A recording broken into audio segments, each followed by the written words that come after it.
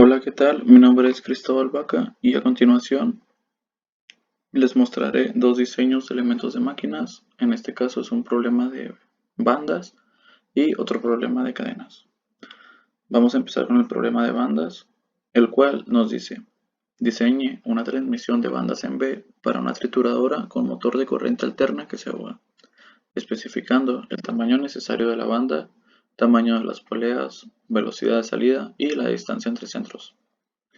Aquí en la parte de abajo del problema tenemos los valores, el cual es el tipo de impulsor, el servicio, que será de 9 horas por día, la velocidad de entrada de 900 revoluciones por minuto, la potencia de entrada, que será de 85 caballos de fuerza, y la velocidad nominal de salida de 670 revoluciones por minuto.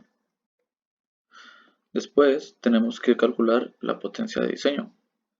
Esto se hace haciendo uso de la tabla de factor de servicios, en donde al ver aquí la tabla, analizándola con los valores que tenemos un motor de corriente alterna que se puede ahogar y tendrá un servicio de 9 horas al día. Entonces tenemos un factor de servicio de 2, que independientemente de las horas que estuviera en servicio, al ser un motor que se ahoga o una máquina que se ahoga, todos los valores serían de 2. Después, para la potencia de diseño, se multiplica la potencia de entrada por el factor de servicio. En este caso, el resultado nos daría 170 caballos de fuerza. Después, haciendo uso de esta tabla, vamos a analizar de qué tipo de banda se trata el problema. Después, aquí podemos ver que en la parte de abajo tenemos la potencia de diseño, que anteriormente nos dio de 170 caballos de fuerza. Estaríamos ubicados aproximadamente a esta altura. Y tenemos la velocidad de salida de 670 caballos. Revoluciones por minuto, perdón. Entonces estaríamos aproximadamente aquí por esta zona. Entonces entraríamos en una banda 5B o 5BX, cualquiera que sea el caso. Después, para sacar la relación de velocidades nominales, se dividen las dos velocidades que tenemos, que en este caso es la velocidad de entrada entre la velocidad nominal de salida.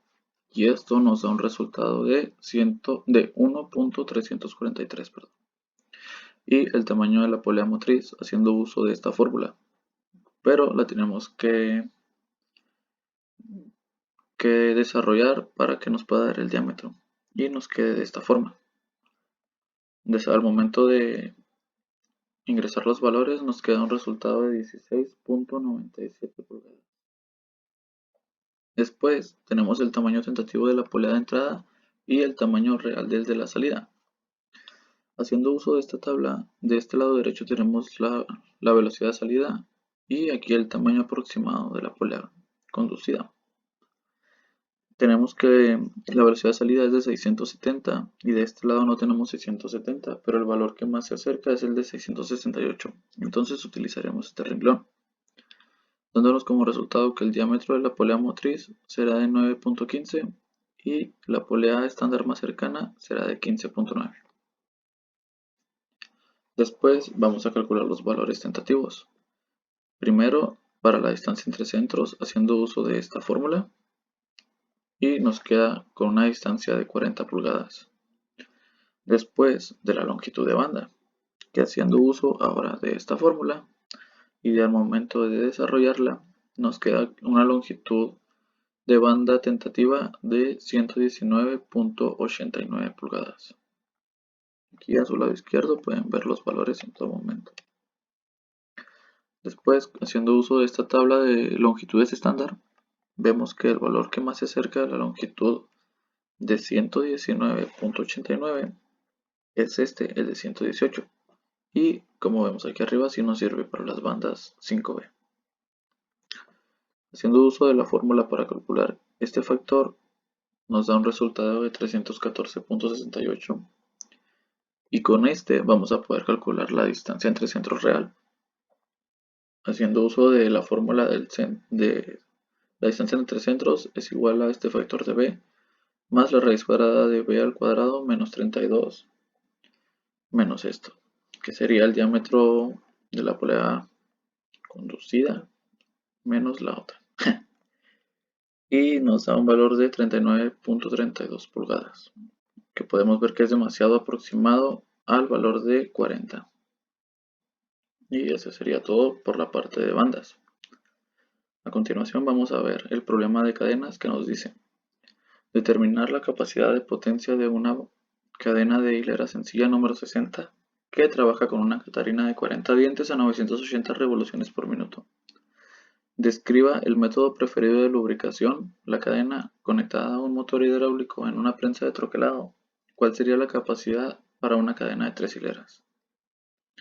Bueno, el primer paso para este problema es ver esta tabla, en donde aquí en la parte superior vemos las revoluciones por minuto. Nosotros tenemos las 980 revoluciones, entonces estaríamos dentro de este rango entre las 800 y las 1000 revoluciones. Y al lado izquierdo vemos el número de dientes. Hay que resaltar que en la parte superior se ve que es para cadenas de número 60, rodillos número 60, por lo cual sí nos sirve.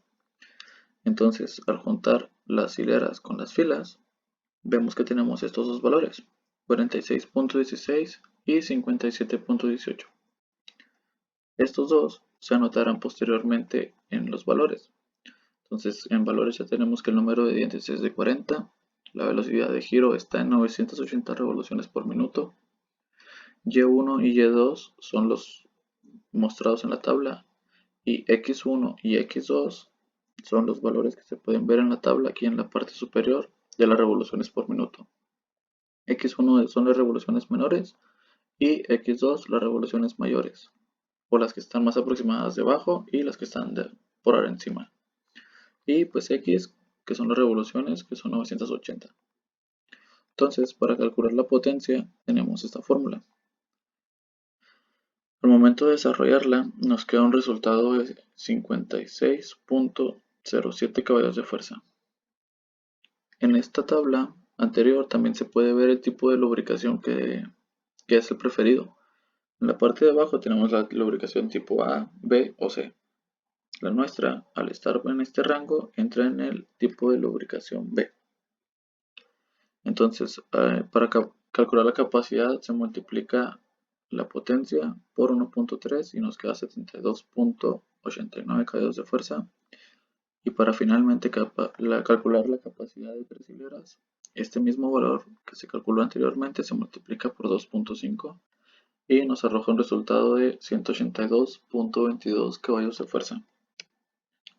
Pero ahora debemos especificar la longitud necesaria para la cadena número 60, pero en catarinas de 20 y 60 dientes, con una distancia entre centros menor a 39 pulgadas, así como la distancia entre centros.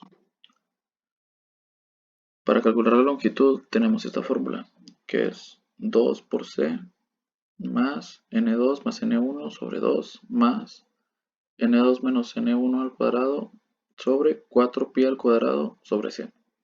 N2 y N1 son los números de dientes. Entonces, al momento de desarrollarla, aquí tenemos ya los valores que deben de ser colocados y nos queda una longitud de 119.03 pasos. Bueno, y para la distancia entre centros tenemos esta otra fórmula que por el hecho de ser demasiado larga no la mencionaré, pero pues, se puede ver ahí en pantalla.